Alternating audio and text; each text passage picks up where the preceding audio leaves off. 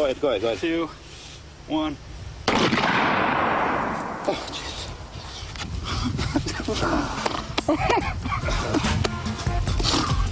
This vest here is a ballistic vest worn by law enforcement. And as you can see, it's very easy to put on. Typically, it's worn underneath the officer's uniform. It's got side straps here and also shoulder straps in the front. It also has a pocket here in which we can insert additional ballistic plates for added trauma protection over the heart.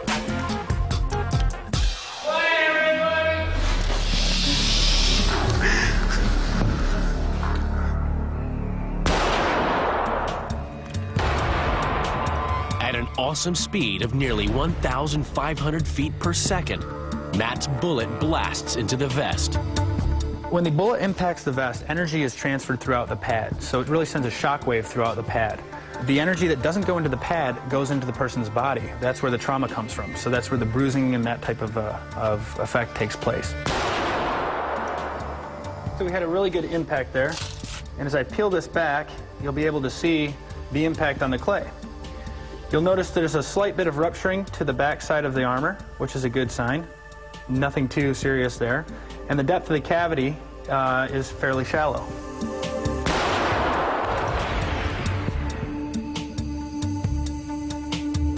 When I bring this out, you can see that we've got about 34 millimeters of blunt trauma.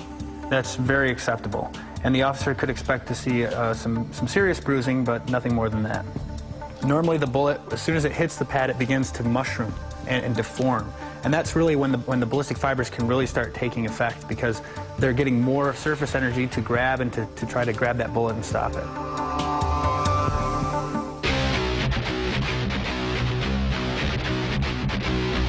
Since Richard invented concealable body armor, it has saved the lives of more than 3,000 cops who are alive today to tell their story. Oh my God, I've been shot. First thing I did was reach back to make sure there was no blood or I wasn't feeling anything wet. And I didn't feel anything, so I said, okay, thinking I'm okay. But the vest definitely saved my life.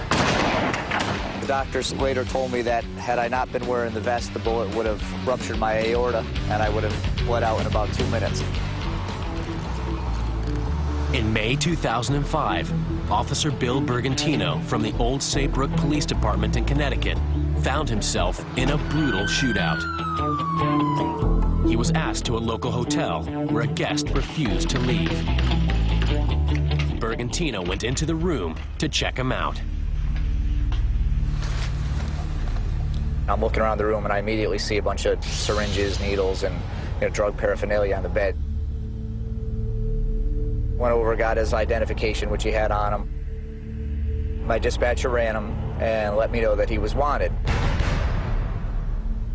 My senses were right off the bat that he was going to fight.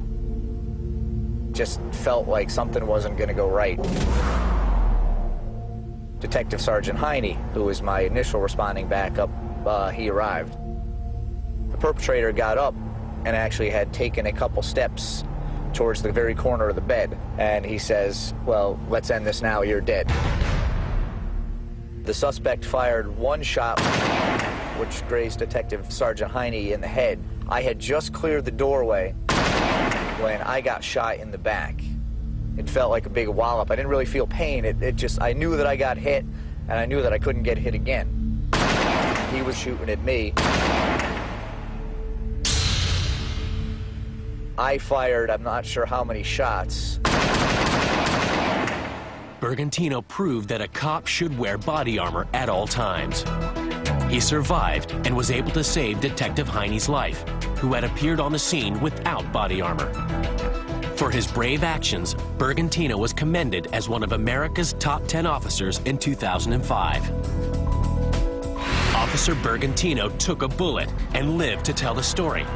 But not everyone is that brave or that lucky. Survival on the streets and the battlefield is a lottery.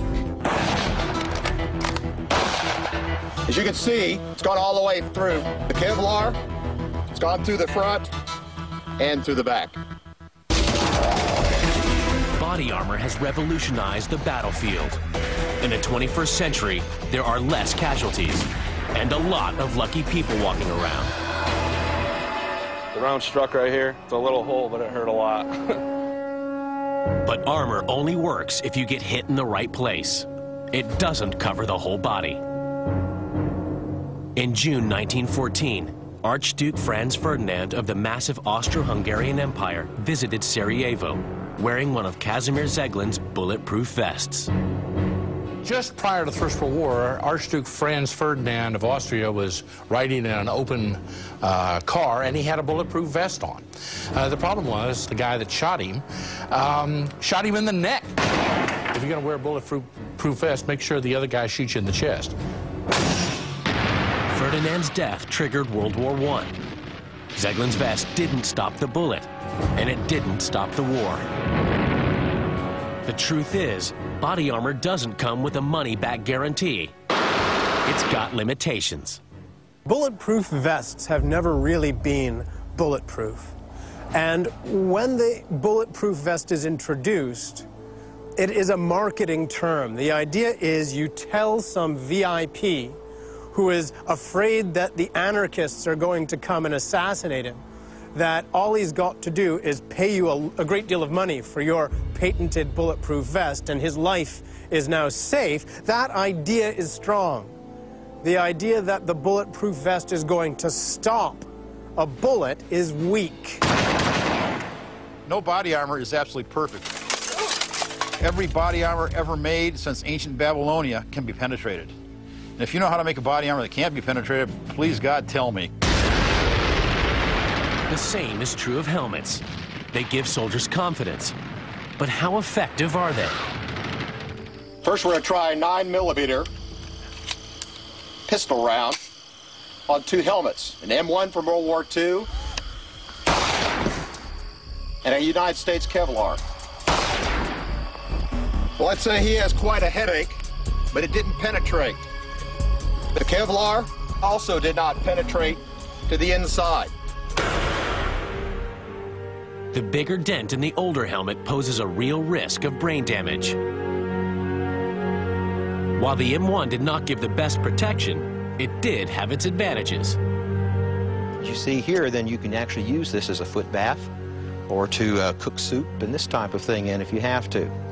And soldiers weren't supposed to do that because heat or fire underneath would lose the temper or weaken the steel, but they would do it anyway.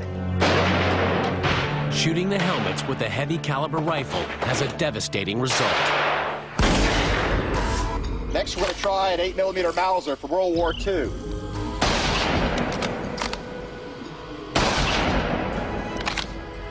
As you can see, it's gone all the way through one side and all the way through the back.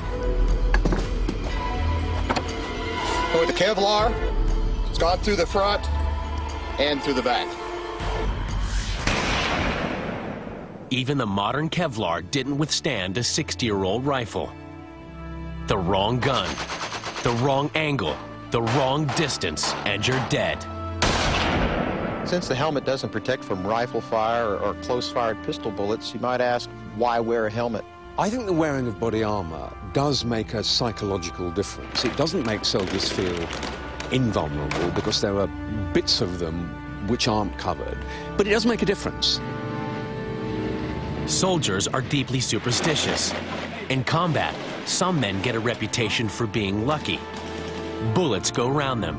Bombs drop behind them. These men are bulletproof. Across history, people have often tried to persuade their soldiers that they were bulletproof. Sometimes this has been done by extreme forms of religion, sometimes it's been done by magic. Sometimes, in a sense, military training has tried to persuade people that fire doesn't really matter, that you can impose yourself so effectively on the enemy that you can brush aside their fun, it really won't kill you. Going back to ancient times almost, they get their men all hopped up on drugs or alcohol or whatever they got. Well, they're getting bullets or spears or arrows through them. And they just keep coming and coming and coming. For these men, there is no pain and no fear. Their thoughts are closed off to the possibility of death. But modern soldiers want modern body armor,